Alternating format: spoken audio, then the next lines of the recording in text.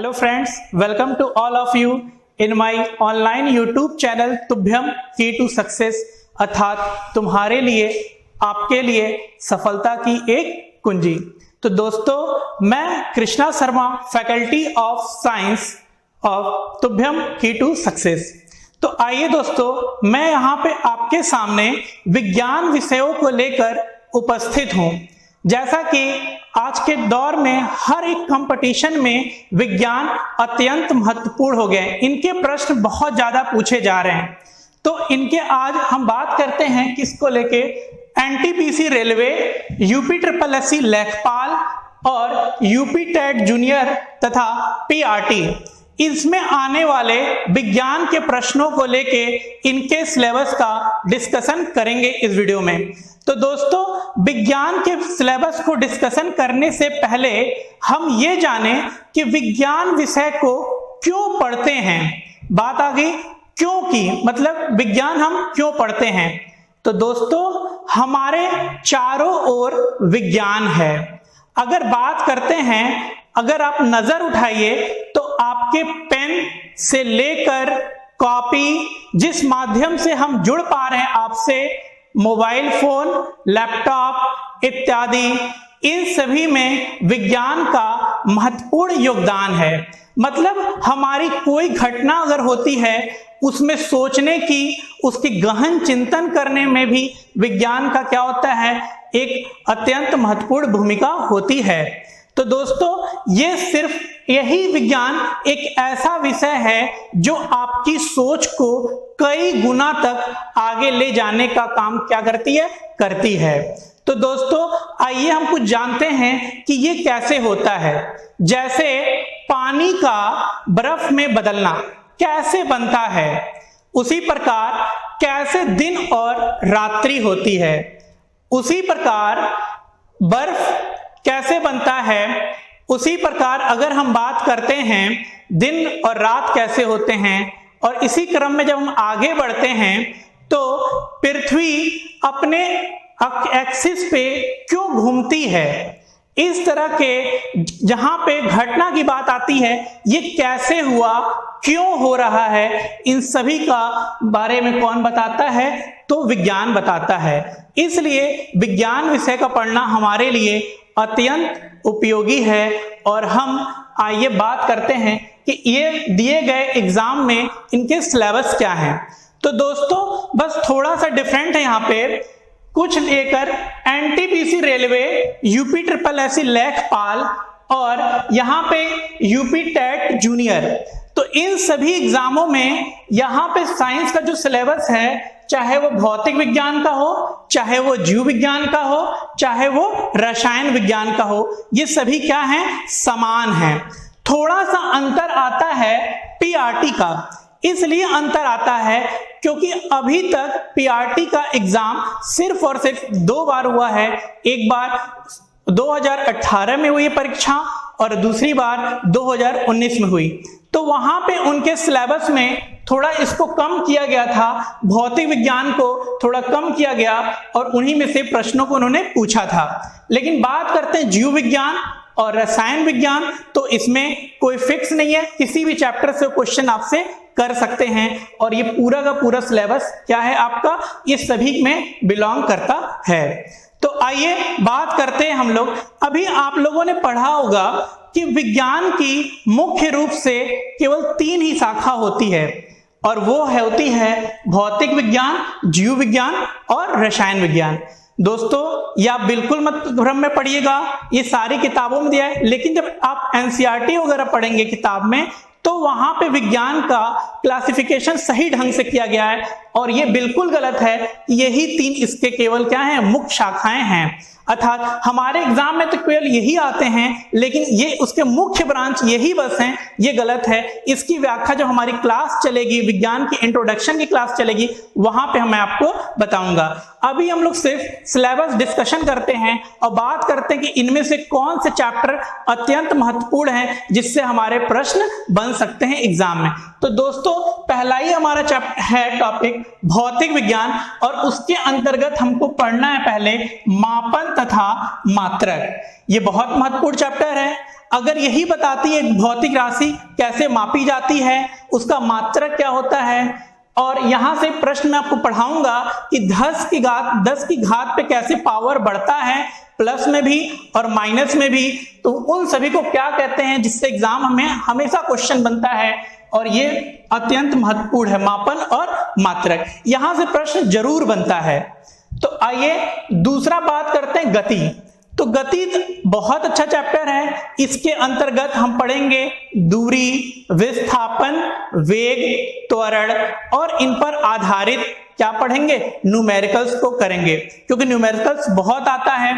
यहां पे अगर हम बात करते हैं गति का, तो पीआरटी में 2 बार एग्जाम हुआ, 2018 और 19 में, और दोनों बार भी गति से क्या हुआ, उसने प्रश्न को उठाया है।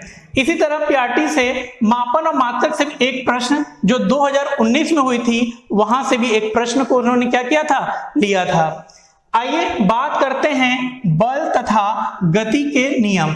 तो दोस्तों इसमें हम पढ़ेंगे बल क्या होता है, बल के कितने प्रकार होते हैं, बल के बाह्य रूप को पढ़ेंगे, और गति के नियम जो कि 3 नियम हैं, इन सभी चीजों को हम इस चैप्टर में पढ़ेंगे। और ये भी अत्यंत महत्वपूर्ण टॉपिक है, और ये भी पीआरटी के जो एग्जाम 2019 में हुए थे वहां से एक प्रश्न आया हुआ था। और आइए बात करते हैं गुरुत्वाकर्षण। ये बहुत ही महत्वपूर्ण टॉपिक है भौतिक विज्ञान का।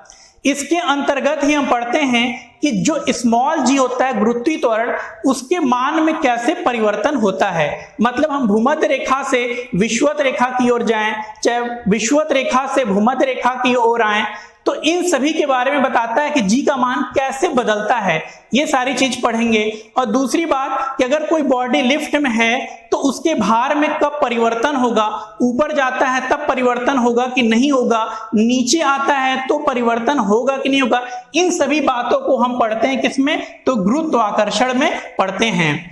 उसके बाद आता है हमारा प्रकाश। तो प्रकाश भौतिक विज्ञान क्या पूरे विज्ञान की अगर बात करें तो ये अत्यंत महत्वपूर्ण टॉपिक है। चाहे वो कोई एग्जाम हो, चाहे वो एनटीपीसी रेलवे हो, चाहे यूपी SSSC लेखपाल हो, चाहे यूपी टेट जूनियर हो, चाहे वो पीआरटी हो, यहाँ पे क्योंकि बहुत बड़ा चैप्टर है और सभी अच्छे अच्छे कॉन्सेप्ट इसी में हैं, और जितने भी हमारे रीजन वाले क्वेश्चंस बनते हैं मैक्सिमम वो भी कहां से बनते हैं, प्रकाश से बनते हैं। और आपने देखा कि ये पीआरटी में एक एक क्वेश्चन 18 में भी पूछा है और 19 में पूछा है। तो उम्मीद करते हैं कि जब आगामी एग्जाम हमारा होगा पीआरटी का, वहां पे इसके नंबर ऑफ क्वेश्चंस क्या होंगे, और ज्यादा पूछने की संभावना रहेंगे। अब बात करते हैं रेलवे में भी। तो रेलवे में तो हर साल जो भी रेलवे का कोई अगर एग्जाम हुआ है उसमें प्रकाश का एक क्वेश्चन फिक्स रहता है और वो जरूर आता है, चाहे वो अपवर्तन पे आए, परावर्तन पे आए, चाहे टीआईआर पे आए, टोटल इंटरनल रिफ्रैक्शन पे आए, चाहे स्कैटरिंग ऑफ लाइट, इन सभी फिनोमेना में से किसी एक पे क्वेश्चन जरूर ये बार बार देते हैं। और लेंस भी है, लेंस पे भी क्वेश्चन यहां से बनते हैं। उसके बाद बात करते हैं यहां पे लेखपाल में। तो प्रकाश से लेखपाल में, जो लेखपाल की पिछली परीक्षा 2015 में हुई थी, वहां पे यहाँ एक प्रश्न यहां से पूछा गया था। और कार्य शक्ति तथा ऊर्जा, ये अत्यंत महत्वपूर्ण टॉपिक में से ये भी एक है, क्योंकि ये पीआरटी 18 में पूछा और लेखपाल 15, दोनों एग्जामों में ये यहां से प्रश्न पूछे थे। जैसे इस चैप्टर से क्वेश्चन ये बनता है कि ऊर्जा के स्वरूप में परिवर्तन, मतलब यांत्रिक ऊर्जा को विद्युत ऊर्जा में क्या किया जाए, परिवर्तित किया जाए, तो इसका उदाहरण क्या होगा, तो वो डायनामो होगा। यही क्वेश्चन ही आया था लेखपाल 2015 में। अब बात करते हैं ध्वनि तथा तरंग। तो यहां से पीआरटी जब 2019 की परीक्षा हुई थी तो एक क्वेश्चन यहां से भी आया था। तो देखा जाए तो पीआरटी का केवल इतना ही सिलेबस में था। अभी 2 साल जब भी जो पेपर हुए 2 सालों में केवल यहां से लेकर इतना ही तक है। लेकिन आगामी एग्जाम में अगर बात करें, जैसे कंपटीशन का स्तर बढ़ रहा है तो वो क्वेश्चन, नंबर ऑफ क्वेश्चन यहां से भी लेने की संभावना रहेगी। और मैं आपको ये संपूर्ण जितनी टॉपिक मैं यहां पे लिखा हूं भौतिक विज्ञान को, मैं बिल्कुल सरल तरीके से आपको पढ़ाऊंगा, क्योंकि मार्केट में बहुत सारी किताबें हैं और कई पेजों में उसका उन्होंने क्या किया, व्याख्या किया है। लेकिन एनसीईआरटी के पैटर्न पे आप चलेंगे तो कम शब्दों में आप ज्यादा पाएंगे, और एनसीईआरटी की किताब अनएक्सप्लेन्ड बुक है। उसके लिए आपको एक गाइड टीचर की जरूरत होगी जो उस सारी चीजों को, छिपे हुए कॉन्सेप्ट को अच्छे से बता सके। और मैं पूरा का पूरा प्रयास करूंगा कि ये सारे कॉन्सेप्ट आपको अच्छे से और बिल्कुल साधारण उदाहरण से समझा दूंगा। फिर बात करते हैं दाब तथा घनत्व। ये भी एक बहुत अत्यंत महत्वपूर्ण टॉपिक है, क्योंकि द्रव दाब का नियम, कोई भी अगर एनटीपीसी का एग्जाम होता है, चाहे वो लेखपाल की भी बात करें, तो यहां से प्रश्न बनने की उम्मीद है। पीआरटी में अभी तक तो नहीं पूछा है, लेकिन ये इतना महत्वपूर्ण टॉपिक है कि जरूर इसमें आगे वाले एग्जाम अगर सिलेबस में जोड़ते हैं, इस विषय, इस टॉपिक को जोड़ते हैं, तो जरूर वो आपसे क्वेश्चन यहां से करेंगे। उसी तरह चलते हैं विद्युत, ये भी यहां से क्वेश्चंस बनते हैं, न्यूमेरिकल भी बनते हैं। फिर चुंबकत्व की बात करें, मैग्नेटिज्म, ऊष्मा, हीट, यहां से भी क्या होंगे, क्वेश्चन आपके बनने शुरू हो जाते हैं। तो मैं आपको ये पूरा का पूरा भौतिक विज्ञान का मैंने सिलेबस डिस्कस कर दिया कि कौन कौन से टॉपिक हमें पढ़ने हैं, और हमको वही उन्हीं कॉन्सेप्ट को पढ़ना जो हमारे एग्जाम में उपयोगी हैं। मैं आपको एक कॉन्सेप्ट दूंगा और स्टार पॉइंट से एक नोट दे दूंगा, जिससे वही प्रश्न आपके एग्जाम में आएंगे। और जितना यहाँ पे मैं डिस्कस कर रहा हूं, इसके अलावा चैप्टर में जो भी आपको पढ़ाई जाएगी, उससे बाहर इन परीक्षाओं में कोई क्वेश्चन नहीं होगा। इसका आप विश्वास रखिए, पूर्ण निश्चित रहिए मेरे प्रति कि आपका ये भी जो टॉपिक कवर होगा, यहां से कोई प्रश्न आपका छूटेगा नहीं। उसी प्रकार चलते हैं हम लोग जीव विज्ञान, बायोलॉजी। अगर बात किया जाए, कोई भी कंपटीशन होती है तो उस रेशियो में बायोलॉजी सबसे अधिक पूछा जाता है, बायोलॉजी से प्रश्न सबसे अधिक होता है, फिर होता है फिजिक्स का, फिर होता है केमिस्ट्री का। इसलिए जूलॉजी और बॉटनी यही दोनों कवर करते हैं किसको, बायोलॉजी को, अर्थात जीव विज्ञान को। इसको हम पूरे तरीके से पढ़ेंगे, हर एक एक कॉन्सेप्ट को पढ़ेंगे, और जहां से नंबर ऑफ क्वेश्चंस ज्यादा आए हुए हैं उनको और विस्तार से पढ़ेंगे। क्वेश्चन कैसे बन सकता है, एक क्वेश्चन से कैसे 4 क्वेश्चन बन सकते हैं, ये सभी कॉन्सेप्ट हम यहाँ पे लेके आएंगे। और मैं बता रहा हूं आपको, मैं बिल्कुल आपको बॉटम से टॉप पे ले चलूंगा और बिल्कुल सरल भाषा में सारी कॉन्सेप्ट को समझाएंगे। जैसे इसका पहला ही अगर टॉपिक की बात करते होता है रक्त परिसंचरण तंत्र, अर्थात ब्लड सर्कुलेटरी सिस्टम। तो ब्लड सर्कुलेटरी सिस्टम में 2 होते हैं, एक मानव हृदय ह्यूमन हार्ट और दूसरा होता है मानव रक्त ह्यूमन ब्लड। तो इसमें पीआरटी 2018 में ये क्वेश्चन आया था मानव हृदय से। एक 2 बारी परीक्षा हुई थी, 18 में ही पहला ही क्वेश्चन किससे था, मानव हृदय से था। तो मानव हृदय को पूरे अच्छे से डिटेल में पढ़ाएंगे, और जितने क्वेश्चन यहां से बनेंगे वो सारे क्वेश्चंस आपको बताई जाएगी। फिर उसके बाद आता है मानव रक्त, ये बहुत महत्वपूर्ण है। इसमें बताएंगे कि इसके कौन कौन से वर्ग होते हैं, और ब्लड पूरे हमारे बॉडी में कितना % होता है, महिलाओं में ज्यादा होता है कि पुरुषों में ज्यादा होता है, औसतन कितना लीटर ब्लड पाया जाता है, ये सभी चीजें हम मानव रक्त में पढ़ेंगे। और दूसरा हमारा होता है एक्सरेशन सिस्टम, उत्सर्जन तंत्र, इसी को हम कहते हैं एक्सरेशन सिस्टम।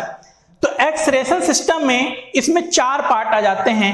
एक होता है वृक्क, जिसको हम बोलते हैं किडनी, एक होता है त्वचा और इसी को हम क्या बोलते हैं, स्किन, और एक होता है मेरा यकृत, लीवर, और एक होता है फेफड़ा, लंग।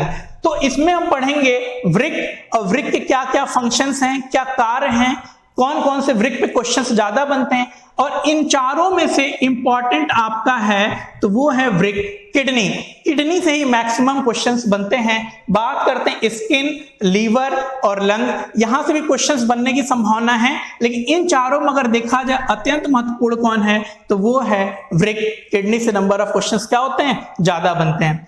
दूसरा हमारा होता है, तीसरा आता है तंत्रिका तंत्र, अर्थात नर्वस सिस्टम। बिल्कुल ये टॉपिक ही क्या है, हमारे बॉडी कैसे कंट्रोल में रहती है, हमारे नर्वस से पूरा कंट्रोल करता है इसको। और इसी के अंतर्गत 3 पार्ट आते हैं, एक होता है केंद्रीय तंत्रिका तंत्र, एक होता है परिधीय तंत्रिका तंत्र, और एक होता है स्वाधीन तंत्रिका तंत्र। केंद्रीय तंत्रिका तंत्र अर्थात सेंट्रल नर्वस सिस्टम, परिधीय तंत्रिका तंत्र अर्थात पेरिफेरल नर्वस सिस्टम और स्वाधीन ऑटोनोमिक नर्वस सिस्टम। अगर इन तीन तंत्रिका तंत्र में अगर देखा जाए प्रश्न अभी तक कहां से पूछा है, तो वो पूछा है केंद्रीय तंत्रिका तंत्र से। यहां पे लेखपाल 2015 की जो परीक्षा हुई थी वो एक प्रश्न पूछे थे, मेरु रज्जु का क्या कार्य है। तो वो क्या करता है, मेरु रज्जु ये हमारी प्रतिवर्ती क्रियाओं को क्या करता है, कंट्रोल करता है। प्रतिवर्ती क्रिया क्या होती है वो हम आगे इसी चैप्टर में पढ़ेंगे। अनैच्छिक क्रियाएं इसको और विस्तार से पढ़ेंगे, लेकिन जो इन तीनों में से मेरा जो इंपॉर्टेंट है वो है केंद्रीय तंत्रिका तंत्र, सेंट्रल नर्वस सिस्टम, क्योंकि यहां से लेखपाल 2015 में एक प्रश्न यहीं से आया हुआ है। अब बात करते हैं इसका चौथा टॉपिक होता है, उसका नाम है कंकाल तंत्र, और इसी को हम क्या कहते हैं, स्केलेटन सिस्टम। मतलब पढ़ेंगे हमारे शरीर में कितनी अस्थि हैं, कितनी मांसपेशी हैं, अस्थि का अस्थि से जोड़ पढ़ेंगे और अस्थि का मांसपेशी से जोड़ को क्या कहते हैं। ये सभी चीजों को हम किसमें पढ़ेंगे, कंकाल तंत्र में। यही से प्रश्न आता है सबसे बड़ी अस्थि, सबसे छोटी अस्थि कौन सी होती है और कहां की होती है, इन सभी के बारे में डिस्कस करेंगे। और जो टोटल अस्थि हमारे शरीर में होती है 206 कहां से जोड़ के बनी हुई है 206, ये पूरा का पूरा हम पढ़ेंगे अपने स्केलेटन सिस्टम कंकाल तंत्र के अंतर्गत पढ़ेंगे। उसके बाद ये तो बहुत इंपॉर्टेंट टॉपिक है और किसी भी एग्जाम हो, चाहे वो रेलवे हो, चाहे लेखपाल हो, चाहे यूपी टेट जूनियर हो, चाहे पीआरटी हो, डाइजेस्टिव सिस्टम अर्थात पाचन तंत्र, ये बहुत बड़ा टॉपिक है और नंबर ऑफ क्वेश्चंस भी क्या होंगे, बहुत बड़े, क्योंकि ये हमारा मुख गुहा से स्टार्ट होता है और आंत में, छोटी आंत में जाकर क्या होता है, समाप्त होता है। इसमें 3 प्रकार के भोज्य पदार्थों का पाचन होता है और उन 3 पदार्थों को क्या बोलते हैं, CPF, मतलब प्रोटीन का, फैट का, कार्बोहाइड्रेट। अगर हम कोई चीज खाते हैं उसमें से अगर हम कार्बोहाइड्रेट को पचा लें, प्रोटीन को और वसा को, इन तीनों का अगर हम पाचन कर लेते हैं तो हम मान लेते हैं कि हमारा भोजन का क्या हुआ, संपूर्ण डाइजेशन हो गया। इसको और डिटेल में पढ़ेंगे हम यहाँ पे और जानेंगे कि यहाँ से कैसे कैसे प्रश्न निकल के आते हैं, और जो भी प्रश्न निकलेंगे आपको जो है पढ़ाई जाएगी कॉन्सेप्ट, और जो शॉर्ट नोट्स दिया जाएगा आपको स्टार पॉइंट के तहत, बिल्कुल आप उसको ही पढ़ लीजिएगा। आपके एग्जाम का कोई भी क्वेश्चन होगा बड़े आराम से वो क्रैक हो जाएगा। इसके बाद करते हैं कोशिका। कोशिका ये बहुत ही अच्छा टॉपिक है, यहां से नंबर ऑफ प्रश्न यहां से बनते हैं। अभी जो पीआरटी हुई है 2018 और 19 दोनों में यहां से एक प्रश्न को उन्होंने उठाया। इसके अंतर्गत ही हम पढ़ेंगे राइबोसोम, माइटोकांड्रिया, इन सभी चीजों को हम क्या करेंगे, कोशिका के अंतर्गत पढ़ेंगे। माइटोकांड्रिया के क्या क्या कार्य होते हैं, प्रोकैरियोटिक, यूकैरियोटिक कोशिका, कोशिका कितने प्रकार के होते हैं, एक कोश की, बहुकोश की, ये सभी कॉन्सेप्ट को हम किसके अंतर्गत पढ़ेंगे, तो कोशिका के अंतर्गत पढ़ेंगे। फिर उसी में देखिएगा अगला टॉपिक होता है कवक, और इसी को हम बोलते हैं फंगी कहते हैं। तो ये बहुत ही अच्छा टॉपिक है फंगी, क्योंकि लेखपाल 2015 में क्वेश्चन आया था, आप लोग खाते भी होंगे मशरूम, तो मशरूम किसका उदाहरण है, तो किसका है, कवक का, और इसी को हम क्या बोलते हैं, फंजाई बोलते हैं, या हम क्या बोलते हैं, फंगी कहते हैं। ये प्रश्न आया है लेखपाल 2015 में, सीधा सीधा यही प्रश्न था कि इनमें से मशरूम के उदाहरण बताइए, तो किसका उदाहरण है, तो वो कवक का है। तो इसलिए एक बार ये प्रश्न आ चुका है, इसलिए इस चैप्टर को भी हम क्या होंगे, अच्छे से डिस्कस करेंगे।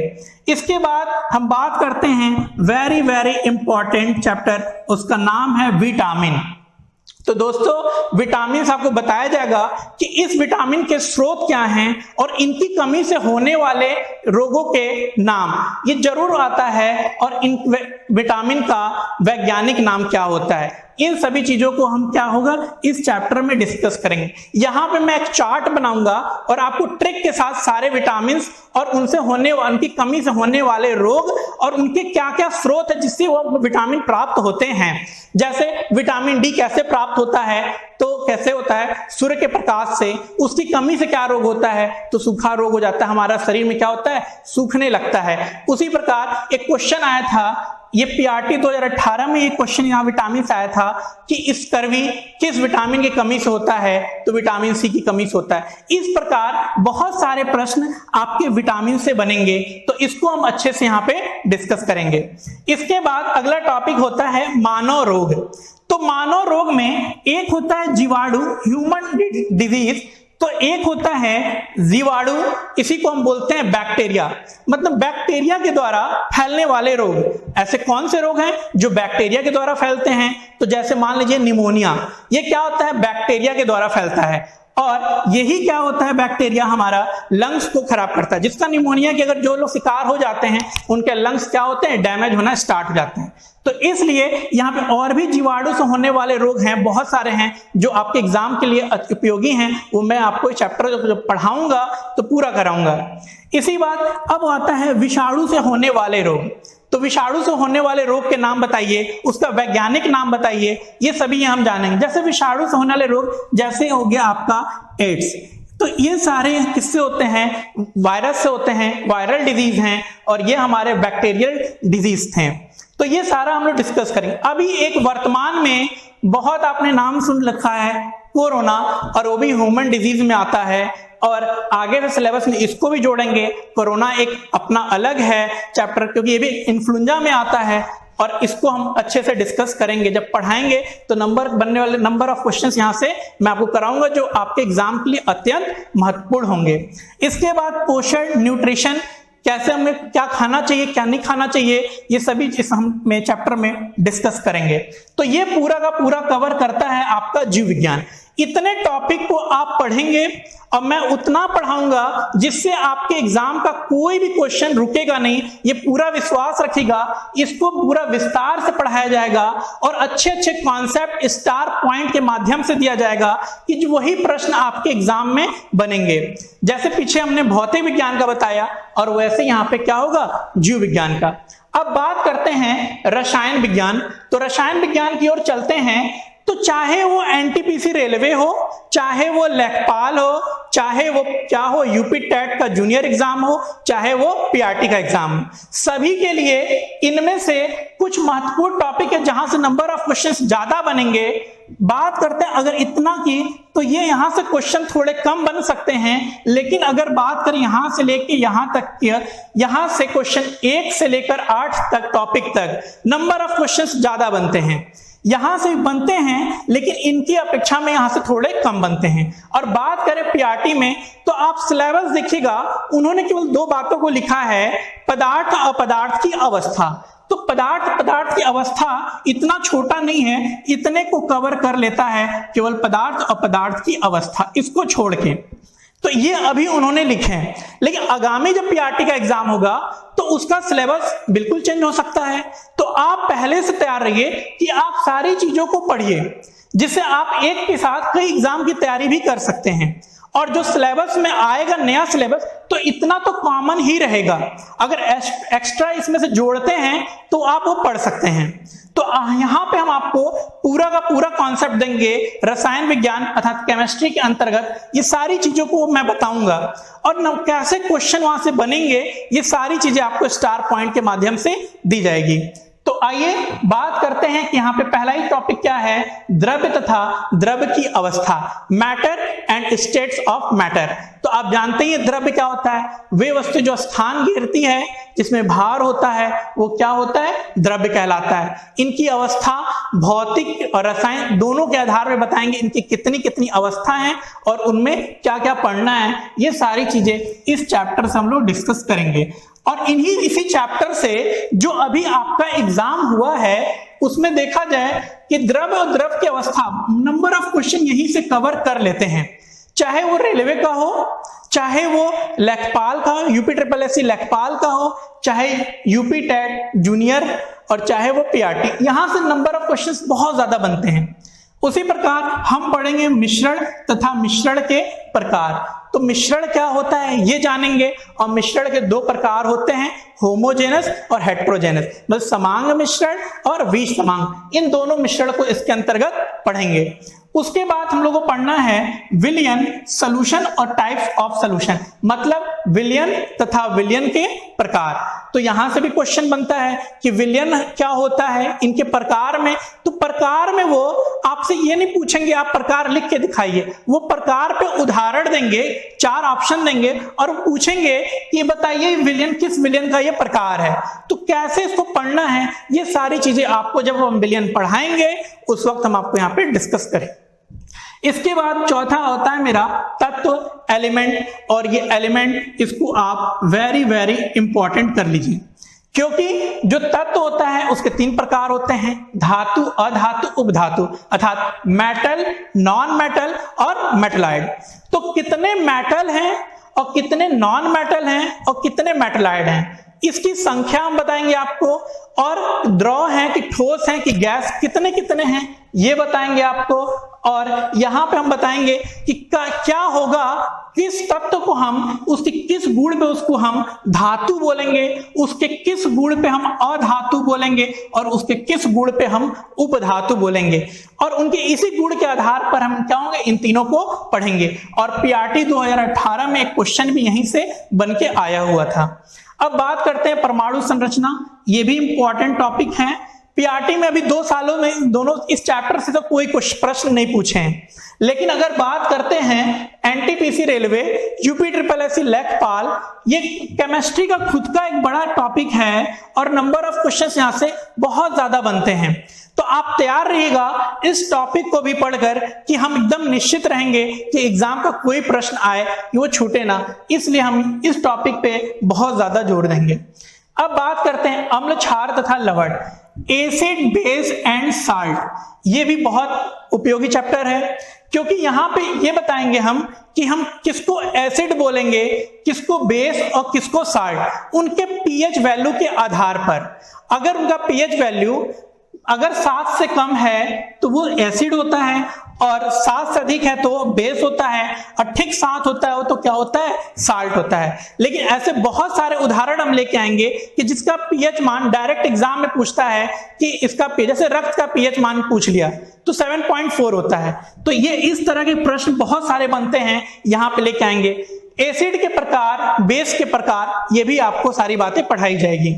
और 2019 के पीआरटी में एक प्रश्न भी यहां से आया था जो नमक को लेके आया था। अब बात करते हैं, यहां से चलते हैं आवर्त सारणी, पीरियोडिक टेबल। तो जब तक हम पीरियोडिक टेबल ही नहीं पढ़ेंगे तब तक हम एलिमेंट के बारे में कैसे जानेंगे।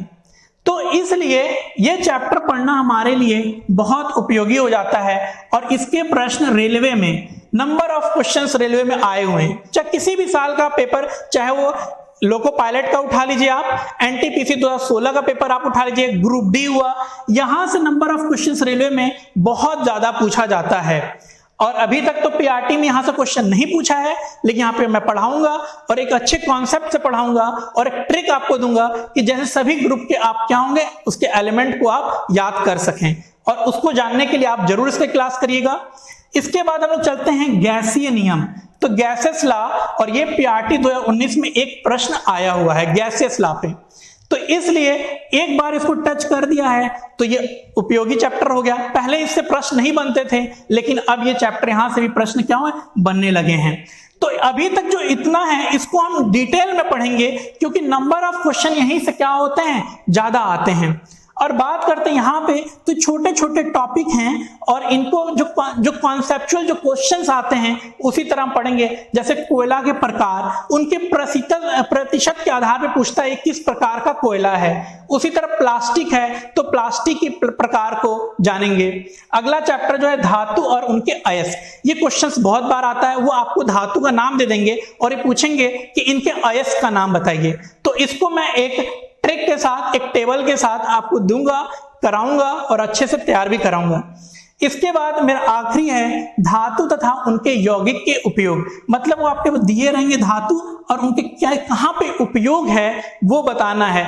अगर ये सारे टॉपिक जैसे ही कवर होता है तो हमारा ये रसायन विज्ञान पूरा का पूरा क्या होता है, कवर हो जाता है। और यहां पे अगर बात करते हैं एनटीपीसी रेलवे, तो एनटीपीसी रेलवे जो अभी होने वाला है आगामी, जिसके लिए फॉर्म पड़ी है, वहां पे जीएस के पार्ट में 40 क्वेश्चन केवल क्या है, केवल जीएस के हैं। तो तो वहां से जनरल साइंस का आप अनुमान लगा सकते हैं 10 से 12 क्वेश्चन बनना तय है।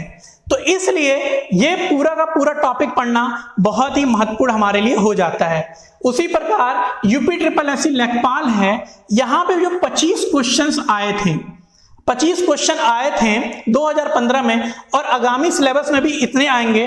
और उसमें से 2015 में साइंस से 4 क्वेश्चन आया था, तो यहां पे भी हम अनुमान लगा सकते हैं 4 से 5 क्वेश्चंस क्या होंगे, जनरल साइंस के होंगे। मतलब इन्हीं तीनों में से क्या होंगे, 4 से 5 क्वेश्चन हमको मिल जाएंगे इतना ही पढ़ने से। उसी प्रकार बात करते हैं पीआरटी, तो पीआरटी में देखा जाए तो जनरल साइंस के 10 क्वेश्चंस आते हैं, और अभी दोनों साल का हमने रेशियो निकाला है, तो फिजिक्स में 4, बायोलॉजी में 4 और केमिस्ट्री से 2, ये दोनों साल का रेशियो यही है 4 4 2। मतलब आपको पता चल गया कि फिजिक्स और बायोलॉजी हमारे लिए कितना महत्वपूर्ण है। मैं ऐसा नहीं कह सकता हूं कि हर बार पैटर्न यही दोहराएं, लेकिन अगर देखा जाए 2 साल का एवरेज निकाला जाए, औसत निकाला जाए, तो यही एवरेज है। और यहाँ पे जूनियर में बात करें, यूपी टेट जूनियर में तो साइंस का एक पूरा सेक्शन है, तो वहां पे आप नंबर ऑफ क्वेश्चंस यहां से आपको मिल जाएंगे। तो दोस्तों, आप तुभ्यम की टीम से जुड़े रहिएगा। यह एक ऐसी टीम है जो आपकी सफलता को सुनिश्चित करेगी। आप किसी भी टीचर का यहाँ पे आप वीडियो लगातार देखते रहिए, उनके कॉन्सेप्ट को देखते रहिए, और आप अपने सफलता की ओर अग्रसर हो जाएंगे। तो दोस्तों, ये पूरी टीम एक यूनिट के रूप में काम कर रही है, आपको सफलता दिलाने के लिए काम कर रही है। इसलिए आप दृढ़ संकल्प लीजिए कि किसी भी इस ग्रुप का किसी भी कोई वीडियो आती है उसको अच्छे से देखिए, उनके कॉन्सेप्ट को सीखिए। और मैं इसका पूरा विश्वास दिलाता हूं, अगर आपने इन सभी टॉपिकों का आपने लेक्चर हमसे ले लिया, तो आपका जनरल साइंस का कोई भी प्रश्न, चाहे किसी भी एग्जाम का हो, वो आपका रुकेगा नहीं। तो दोस्तों, इस वीडियो में इतना ही डिस्कस करेंगे। अगले वीडियो में हम आएंगे और आपको जैसे शुरू में बताया था कि विज्ञान की मुख्य रूप से 3 शाखाएं, फिजिक्स, केमिस्ट्री, बायोलॉजी, यही नहीं होती है। इसकी 3 मुख्य रूप से कोई और होती हैं। इसको जानने के लिए मेरे अगले वीडियो का इंतजार करिए। मैं वहां पे आपको बताऊंगा कि विज्ञान का वर्गीकरण सही ढंग से एनसीईआरटी के पैटर्न पे कैसे किया गया है। इसके लिए आप हमारे अगले वीडियो का इंतजार करिए। तो दोस्तों, आज के वीडियो में बस इतना ही। धन्यवाद।